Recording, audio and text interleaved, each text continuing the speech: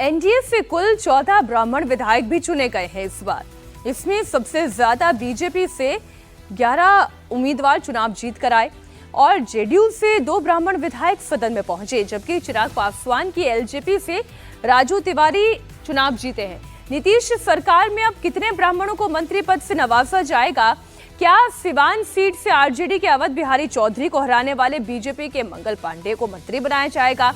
नीतीश के संभावित मंत्रियों की लिस्ट में झंझारपुर सीट से 5वीं बार चुनाव जीतने वाले बीजेपी के नीतीश मिश्रा को क्या मंत्रिमंडल में शामिल किया जाएगा?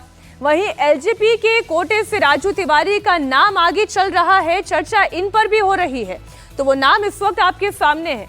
ब्राह्मण चेहरों में से एक नाम आनंद मिश्रा का भी है। ब्यूरोक्रेसी से पॉलिटिक्स में आए हैं। एनकाउंटर स्पेशलिस्ट और पूर्व आईपीएस अधिकारी आनंद मिश्रा से संबंधित हैं। बक्सर से बीजेपी के टिकट पर जीतकर विधानसभा पहुंचे। आनंद मिश्रा का कहना है कि उन्होंने जनसेवा के लिए आईपीएस की नौकरी को छोड़ा है। उन्होंने आईपीएस की नौकरी को छोड़ा तो क्या मंत्रिमंडल में जगह मिलेगी? जनसुराज पार्टी में आप पहले थे, बीजेपी में आए, इससे पहले भी बीजेपी को लेकर कई चर्चाएं रही, टिकट नहीं मिला, लेकिन आखिरकार आप विधायक बन गए। नहीं, विधायक बनने के लिए नहीं निकला था बॉस। हाँ, आईपीएस का जब नौकरी छोड़ा था तो ये सोच के कि भाजपा के मन से हम जनसेवा में रहेंगे।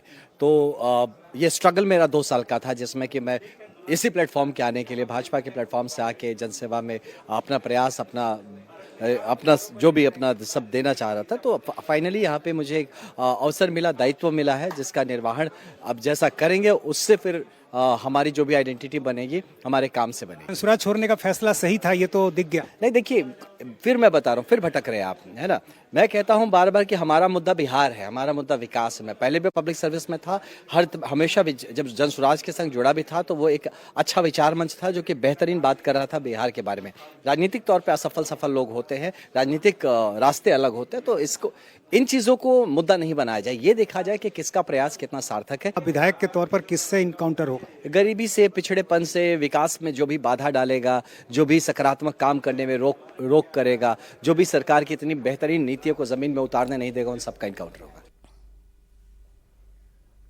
हमारे दोनों सहयोगी जुड़े हुए हैं। पहले हम जरा राजपूत समाज से आने वाले उन चेहरों की बात करें तो नीतीश, एक श्रेयसी सिंह का नाम और एक नीरज सिंह बबलू, जिनसे आपने भी बातचीत की, उनका नाम क्या मंत्रिमंडल की लिस्ट में तय किया जा सकता है? ऐसी संभावना है? जी हाँ, बिल्कुल इस बात की चर्चा है और राजपूत समाज का साथ भी काफ़ी मिला है एनडीए को। ऐसे भी एनडीए का कोर वोट बैंक माना जाता है और इस बार कई नए चेहरे भी राजपूत समाज से आए हैं। श्रेयसी सिंह महिला भी हैं, राजपूत समाज से भी हैं, युवा भी हैं, तो ये कॉम्बिनेशन जो है काफ़ी मजबूत नज़र आता है। यही कारण है कि इस बार श्रेयसी सिंह की चर्चा है और दूसरी बार जीत कर आई हैं, तो इस नाते श्रेयसी सिंह की चर्चा है। दूसरी बात की नीरज बबलू, जो सुशांत राजपूत के चचेरे भाई लगते हैं, वो पहले भी मंत्रिमंडल में रह चुके हैं और जिस कोसी इलाके से आते हैं वहाँ उनका अच्छा खासा प्रभाव माना जाता है। तो ऐसी स्थिति में उनके नाम की भी चर्चा हो रही है कि वो मंत्री बन सकते हैं। लेकिन चूंकि बीजेपी कई बार नए प्रयोग करती है तो ऐसे में ये भी माना जा रहा है कि निचले स्तर पर जो है बहुत सारे नए चेहरों को भी जगह दी जा सकती है। भले ही ऊपर हमें वो चेहरे रिपीट नज़र आ रहे हों, लेकिन इसका ये मतलब कतई नहीं है कि जो मंत्रिमंडल होगा वो बिल्कुल पहले की तरह होगा। बहुत सारे नए चेहरे भी होंगे, खासतौर से युवा चेहरे होंगे, तो इसके जरिए एक नयापन दिखाने की भी कोशिश होगी। क्योंकि 20 साल से लगातार एक मंत्रिमंडल है, एक ही तरह के नाम है, तो हर नज़रिए से देखें तो इस बात की पूरी संभावना लग रही है कि एक नया मंत्रिमंडल, युवा मंत्रिमंडल दिखाई देगा। प्रधानमंत्री भी युवा और महिला की जो बात कह रहे हैं एमवाई के तौर पर, तो निश्चित रूप से ये एमवाई जो है वो नज़र आएगा मंत्रिमंडल में। तो जाहिर है अभी किसी को इस बात की जानकारी तो नहीं है, लेकिन सियासी हलकों में चर्चा है, जो कार्यकर्ता हैं उनको भी इस बात की उम्मीद है। जी।